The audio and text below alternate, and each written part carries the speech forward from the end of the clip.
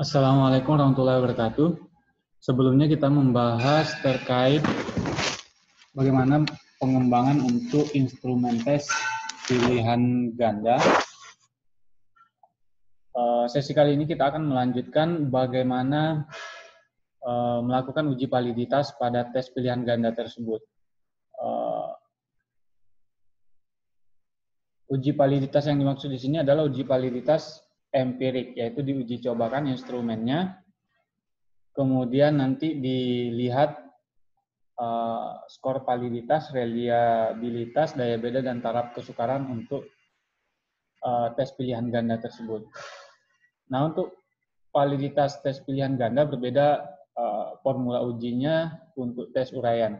Kalau pilihan ganda menggunakan rumus poin biserial, di mana nanti ada nilai rata-rata proporsi siswa yang menjawab benar dikurang rata-rata total dibagi dengan standar deviasi total dikali akar kuadrat dari proporsi siswa yang menjawab benar dibagi proporsi siswa yang menjawab salah. Nah, untuk persiapannya kita siapkan tabel uji validitasnya. Di sini ada responden, kemudian item soal. Saya memiliki item soal sebanyak 30 pilihan ganda yang diuji cobakan ke 30 siswa. Nah, ini untuk tabel persiapannya, nanti kita buat poin-poin ini untuk perhitungan rumus poin biserial. Pertama kita hitung dulu skor total masing-masing siswa menggunakan sum dari item 1 sampai item yang ke-30.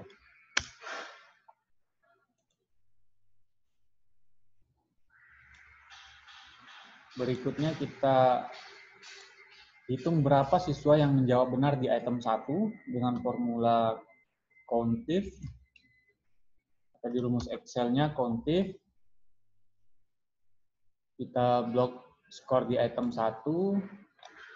Kemudian kriteria, karena ini pakai countif, kriterianya adalah 1. Jadi ada 24 siswa yang menjawab benar di item 1. Nah, bagaimana berapa siswa yang menjawab salah di item 1? Sama formulanya, countif juga.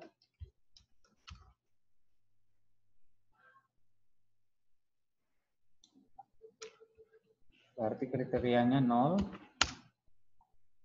Ada 6 siswa yang menjawab salah di item 1.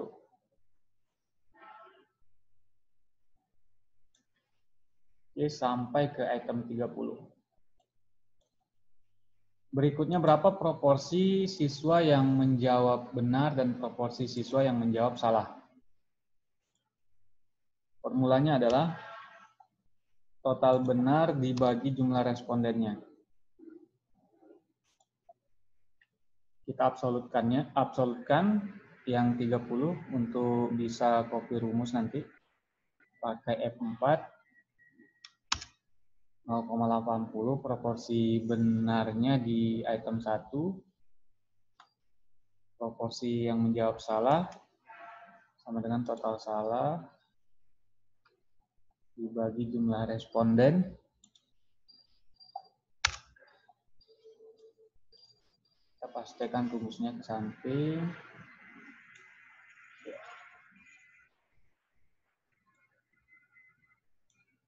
Misal item nomor 3, proporsi yang menjawab benar 0,70, proporsi yang menjawab salah itu 0,30. Nah, sekarang min atau nilai rata-rata siswa yang menjawab benar. Menggunakan formula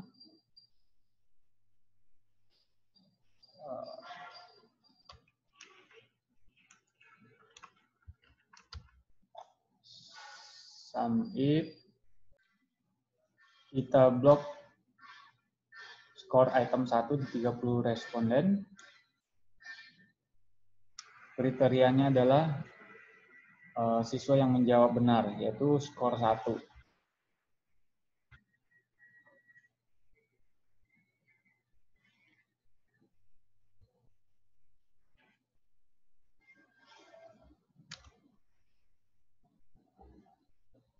Kemudian skor totalnya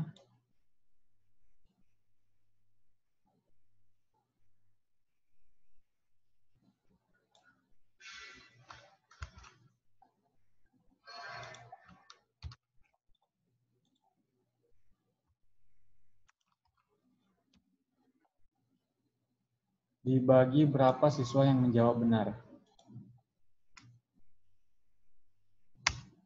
Oke. Nilai rata-rata untuk proporsi siswa yang menjawab benar sebesar 20. Ininya yang skor total bisa kita absolutkan supaya bisa copy rumus.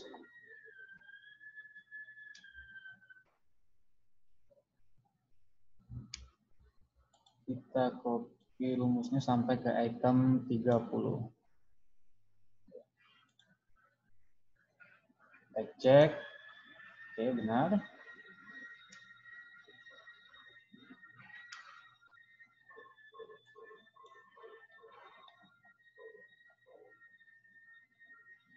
Berikutnya R hitungnya. R hitungnya menggunakan formula ini. Min total berarti belum kita hitung nilai rata-rata untuk skor total sama standar deviasi untuk skor totalnya yang belum kita hitung.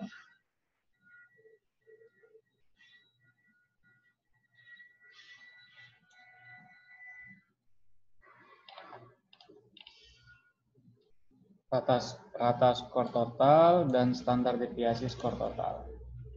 Rata-rata bisa menggunakan rumus average.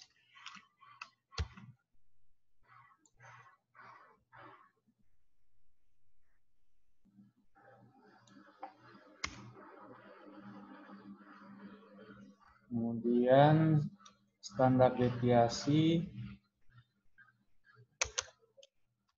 sama dengan standar deviasi untuk sampel.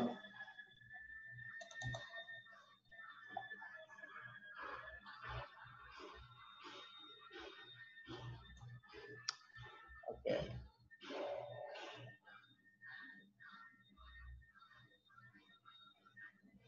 Setelah itu baru kita hitung R hitungnya menggunakan formula ini. Min proporsi benar dikurang min total dibagi standar deviasi total dikalikan nanti akar proporsi yang menjawab benar dan akar dibagi proporsi yang menjawab salah. Sama dengan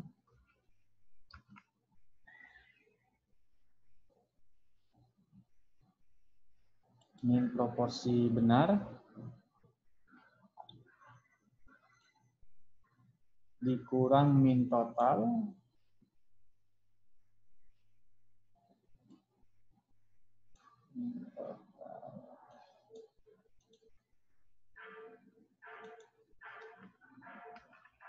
dibagi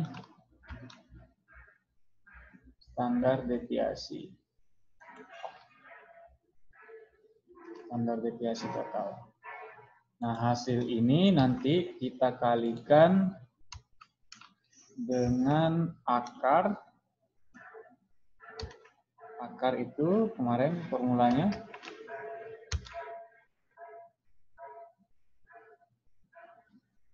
proporsi yang menjawab benar dibagi proporsi yang menjawab salah.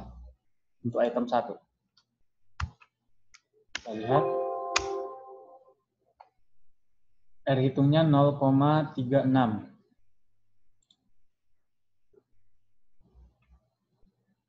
Ada beberapa yang perlu diabsolutkan di sini supaya bisa copy rumus.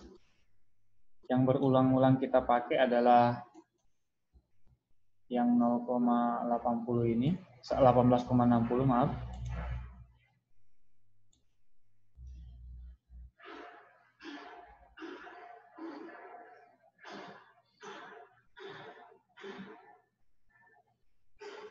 Ini diabsolutkan skor min total pakai F4. Kemudian ini adalah standar deviasi total, kita absolutkan pakai F4 supaya bisa copy rumus.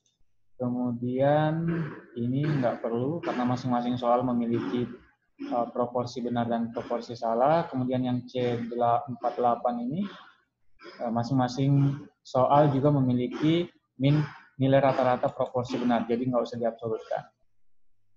Oke. Baru kita copy rumusnya sampai ke item 30. Oke.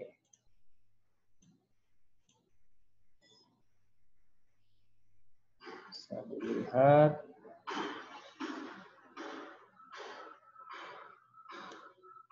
Oke.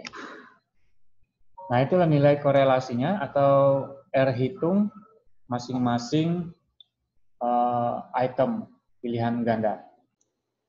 Berikutnya tinggal menentukan R tabel untuk alpha 0,05 atau taraf kesalahan 5%, dengan derajat kebebasan atau degree of freedom N kurang 2, berarti 28.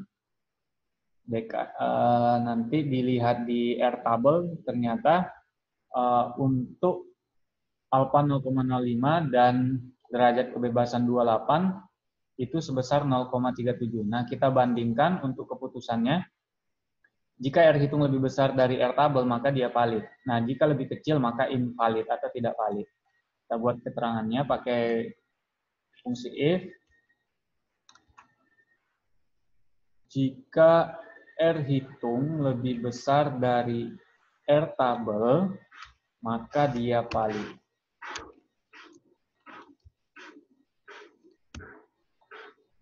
Karena karakter, kita kasih tanda kutip.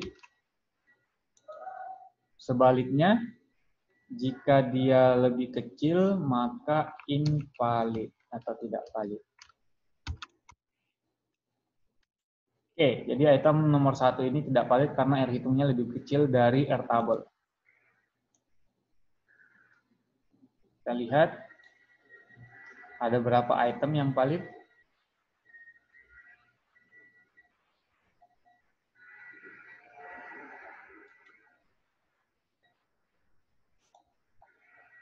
Ini nggak saya absolutkan untuk R tabel, nggak saya absolutkan, maka hasilnya berbeda-beda. Maksudnya tidak, kita lihat misalnya di item nomor 3 ternyata R hitungnya lebih 0,0 lebih kecil, tapi di sini valid. Karena yang terblok di sini R tabelnya. Karena tadi tidak kita absolutkan. Nah, salah satu fungsi absolut itu. Kenapa harus diabsolutkan? Oke, saya absolutkan dulu untuk yang C50, skor R tabel, baru kita copy.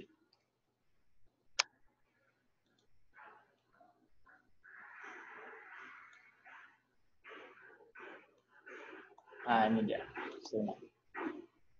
Skor nomor 1, item nomor 1, nomor 3, kemudian item nomor 15, dan item nomor 29 itu tidak valid karena lebih kecil dari R tabel. Nah, ini salah satu acuan untuk membuat keputusan apakah item itu valid atau enggak. Nah, acuan berikutnya adalah daya beda. Jadi saya ke daya beda dulu, nanti baru ke reliabilitas. Nanti saya jelaskan apa alasannya.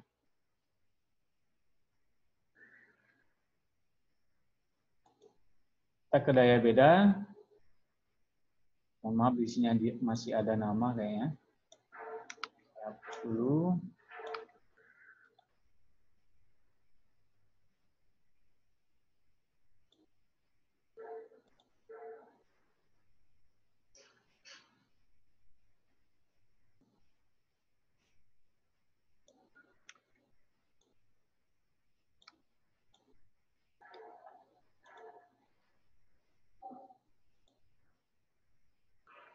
Oke, jadi sebagaimana untuk daya beda tes uraian, kita harus mengambil kelompok siswa dengan skor tertinggi itu 27% dan siswa kelompok bawah 27%. Oke, kita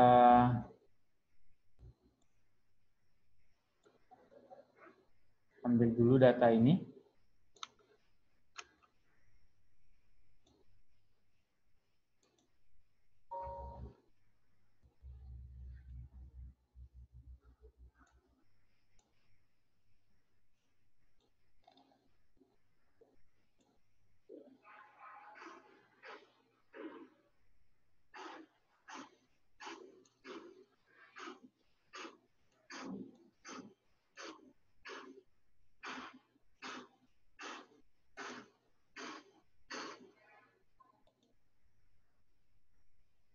Kita sorot berdasarkan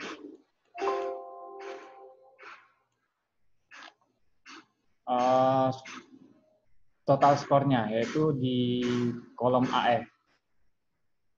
Kita sorot berdasarkan kolom AF, yaitu total skor.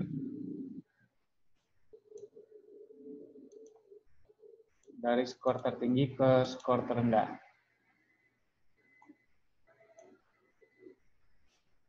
Oke.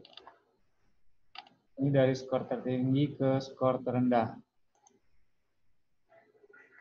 Prosedurnya adalah ambil 27% untuk skor tertinggi, siswa skor tertinggi, dan 27% siswa skor terendah. 27% ini dari total siswa 30 dikali 27%. Jadi kurang lebih 8 siswa. Jadi kita ambil 8 siswa kelompok atas. Ambil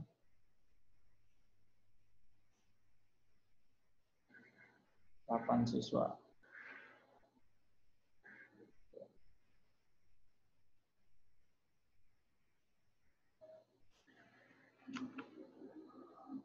Delapan siswa untuk kelompok atas.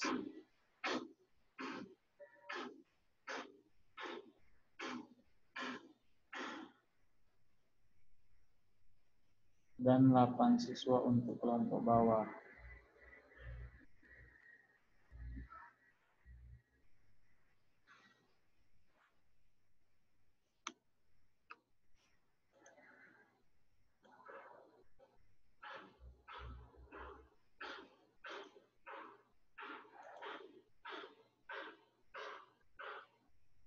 Kita hitung jumlah skor untuk item soal 1.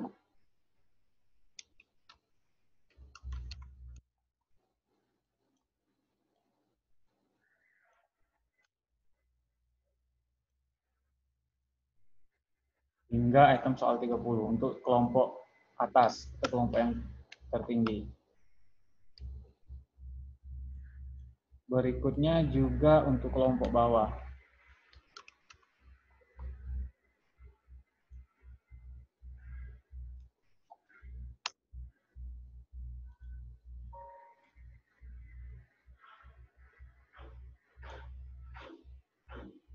Nah, untuk menghitung daya bedanya,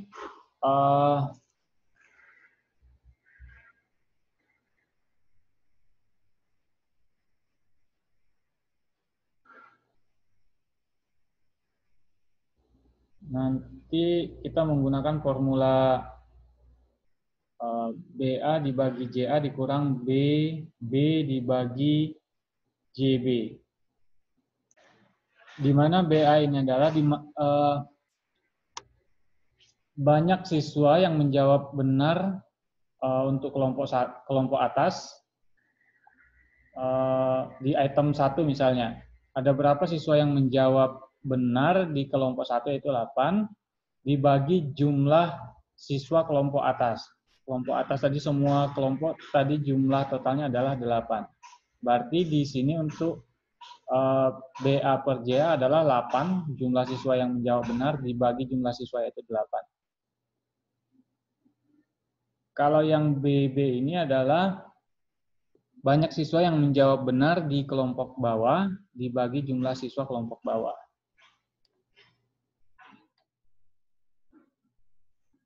Sama dengan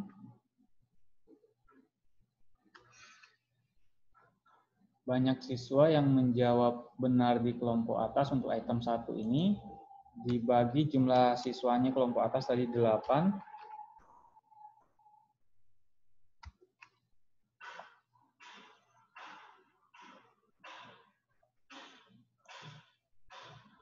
dikurang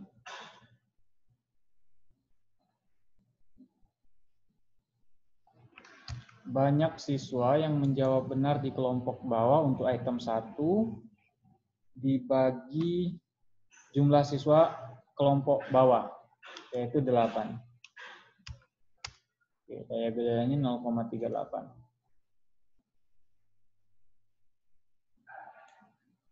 Ini daya beda untuk masing-masing item soal dari 1 sampai 30. Sekarang tinggal memberikan keputusan.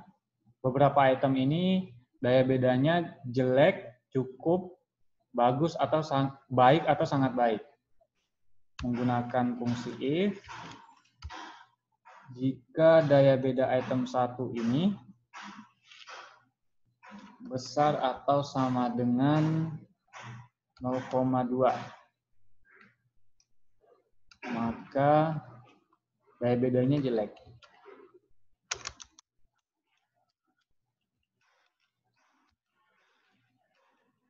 Kemudian jika skor daya beda ini kecil atau sama dengan 0,4, maka daya bedanya cukup.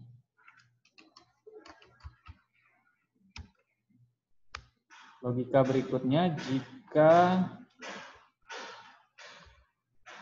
skor daya beda ini kecil atau sama dengan 0,7, maka daya bedanya baik.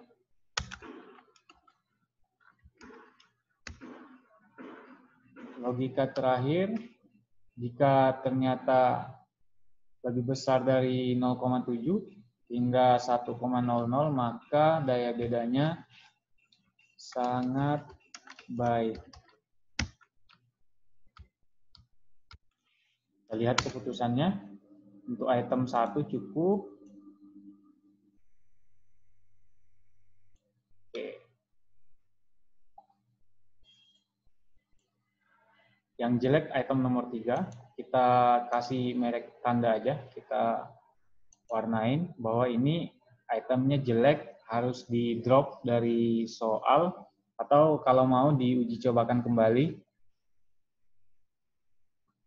Ternyata hanya ada satu item soal yang memiliki daya beda yang jelek. Begitupun dengan uji validitas. Uji validitas juga harus kita tandai mana item yang tidak valid tadi. Yang tidak valid item 1 pertama, kemudian item 3, berikutnya ini yang tidak valid, berikutnya. Jadi di uji validitas item 1, 3, 15, dan 29 tidak valid. Kemudian di daya beda hanya ada item nomor 3 yang memiliki daya beda jelek dan harus di drop. Jadi intinya ada 4 soal yang harus di drop di sini. Karena syarat utamanya validitasnya bagus, kemudian daya bedanya juga bagus. Item 1, 3, 15, dan 29. Nah, baru kemudian diuji reliabilitas. Ada beberapa teori yang mengatakan bahwa di uji reliabilitas, item soal yang tidak valid dan memiliki daya beda jelek tadi tidak usah dimasukkan di uji reliabilitas, karena dia akan di-drop. Jadi yang diuji reliabilitas adalah item soal yang valid dan daya bedanya tidak jelek, itu saja. Ada pula yang mengatakan bahwa untuk uji reliabilitas, semua item soal itu diuji reliabilitas. Nah, tergantung kitanya mau menggunakan yang mana. Kalau di sini saya menggunakan pendapat yang pertama, yaitu item yang tidak valid tadi dan daya beda jelek tadi saya drop dulu semuanya, nanti baru diuji reliable. Oke, kita lanjut untuk uji reliabilitasnya. Ini skor yang sama setelah saya drop item yang tidak valid dan daya beda jelek tadi. Menggunakan formula KR Kirk-Richardson 20.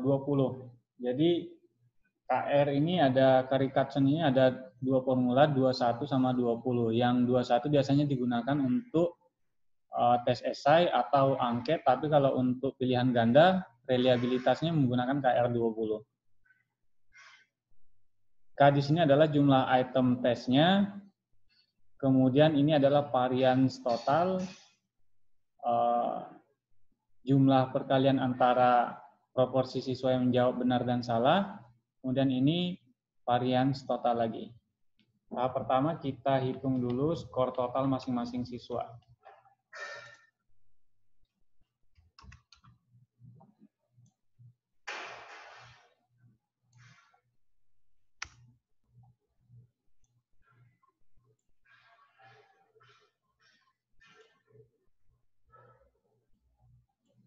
Kemudian total benarnya sama tadi di uji sebelumnya menggunakan formula kognitif. Kita melihat ada berapa siswa yang mendapat skor 1 atau yang menjawab benar.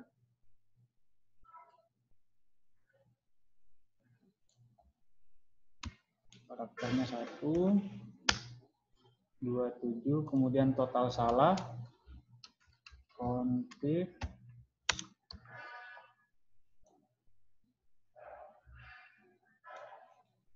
karakternya 0 yang menjawab salah.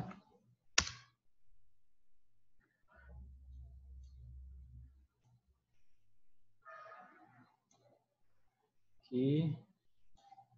Proporsinya seperti sebelumnya sama dengan total benar ini dibagi dengan jumlah responden.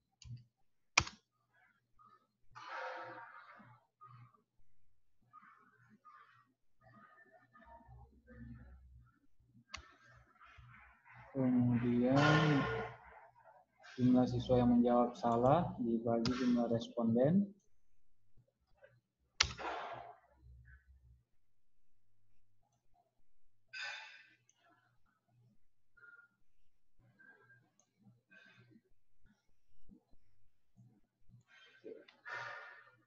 P kali Q sama dengan proporsi siswa yang menjawab benar dikali proporsi siswa yang menjawab salah.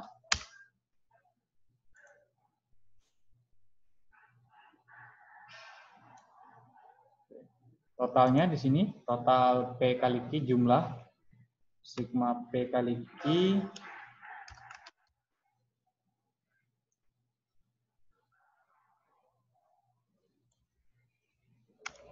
Oke, ini jumlahnya.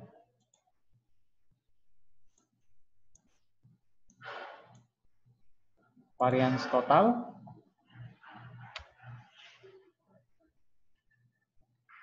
Varian sampel kita gunakan. Varians total berarti skor totalnya. Yang dilihat variannya. Kemudian uji reliabilitasnya menggunakan KR20. Lihat di sini jumlah item dibagi jumlah item kurang 1 dikali varians total dikurang sigma proporsi benar kali sigma proporsi benar kali proporsi salah dibagi varians total. Sama dengan jumlah itemnya. Di awal jumlah item saya adalah 30. Setelah di drop, karena saya pakai metode yang pertama, setelah di drop 4 item, jadi tinggal item saya ada 26. Berarti 26 dibagi 26 dikurang 1.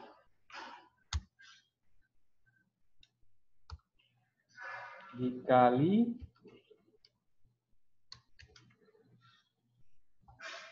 varians total. Varians totalnya, kita tadi menghitung varians totalnya di sini, dikurang sigma P kali Q. Sigma P kali Q. Dibagi varians total lagi. Kita lihat berapa reliabilitas. 0,86. Oke, dari uji reliabilitas ini 0,86 ini termasuk reliabilitas yang sangat tinggi. Oke, dari uji reliabilitas, jadi item kita secara keseluruhan dari 26 item tadi, 26 soal, karena sudah di drop yang tidak valid sama yang daya beda buruk, dan soalnya reliable. Oke, terakhir kita lihat taraf kesukaran. Nah, taraf kesukaran ini boleh kita cari masing-masing soal, atau mau di drop yang 4 item tadi boleh juga.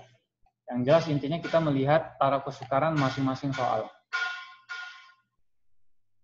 Indeks taraf kesukaran yang P ini, B-nya adalah banyak siswa yang menjawab benar dibagi jumlah siswa. Banyak siswa yang menjawab benar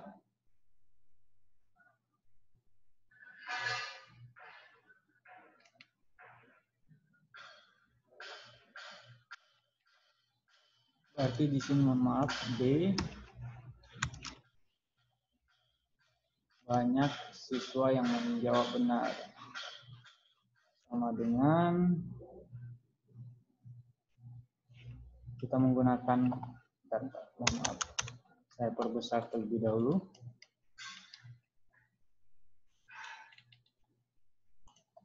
Sama dengan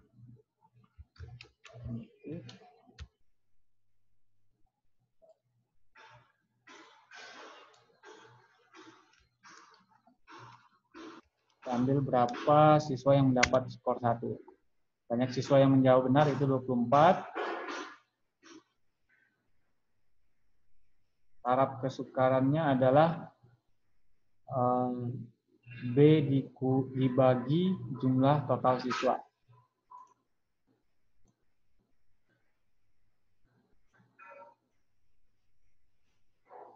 Sama dengan jumlah siswa yang menjawab benar dibagi total siswa.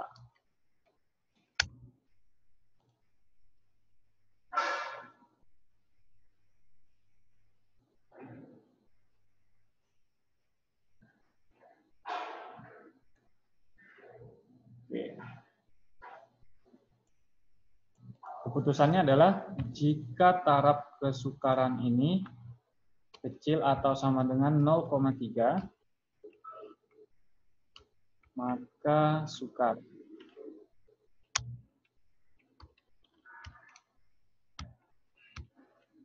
Jika skor taraf kesukaran ini kecil atau sama dengan 0,70, 0,7, maka sedang.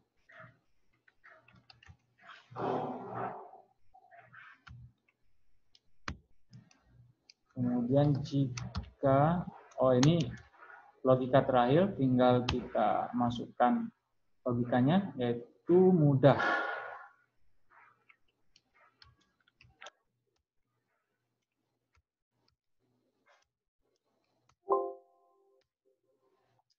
Ada yang salah di formulanya barangkali, karena saya tidak menggunakan fungsi if di awal.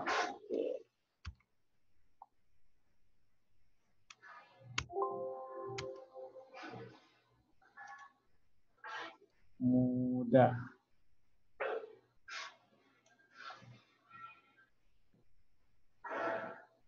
Ada yang sukar? Sukar. Sukar. Oke.